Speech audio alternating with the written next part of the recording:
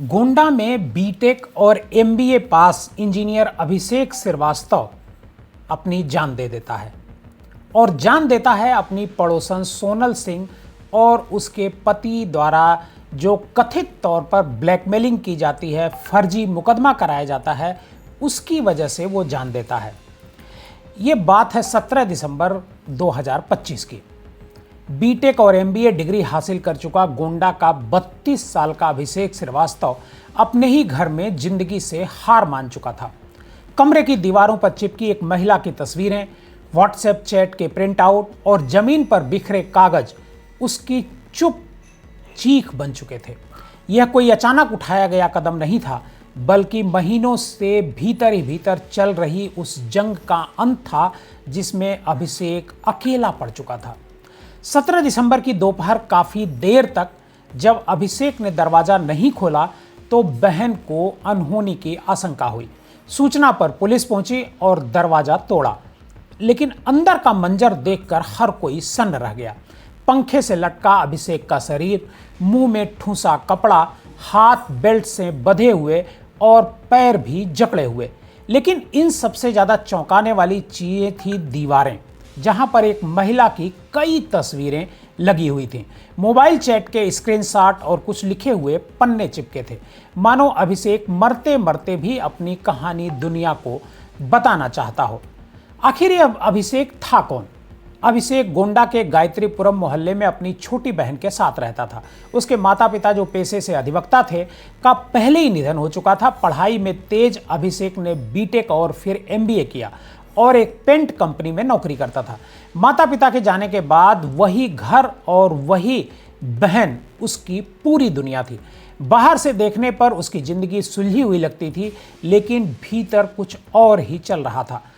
आपको बताएं कि अभिषेक के घर के ठीक सामने सोनल सिंह अपने पति अजीत सिंह के साथ रहती थी। सोनल का पति रोज सुबह काम पर निकल जाता था और अभिषेक की बहन भी स्कूल में पढ़ाने चली जाती थी। घर में अक्सर अभिषेक अकेला रह जाता था। उद्धव श्रीवास्तव, जो अभिषेक के चचेरे भाई हैं, उन्होंने पुलिस को जो बताया कि अभिषेक ने अपने घर के बाहर नाम और मोबाइल नंबर लिखवा रखा था। इसी नंबर के जरिए सोनल ने बातचीत शुरू करी। पहले सामान्य बातचीत, फिर हाल चाल, और धीरे धीरे सोनल अभिषेक से नज़दीकी बढ़ाती चली गई। कुछ ही समय में यह रिश्ता रिलेशनशिप में बदल गया। अभिषेक सोनल पर भरोसा करने लगा। उसने महंगे गिफ्ट उनको ऑनलाइन भेजे, पैसों की भी मदद की।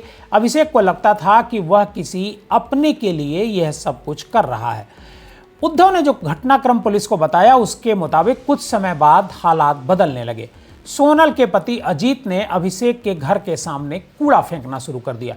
अभिषेक ने इसका विरोध किया और अपनी बाउंड्री वाल पर लिखवा दिया कि यहाँ कूड़ा न फेंका जाए। यहीं से उनके बीच मनमुटाव शुरू होता है। रिश्ते की मिठास धीरे धीरे कड़वाहट में बदल जाती है।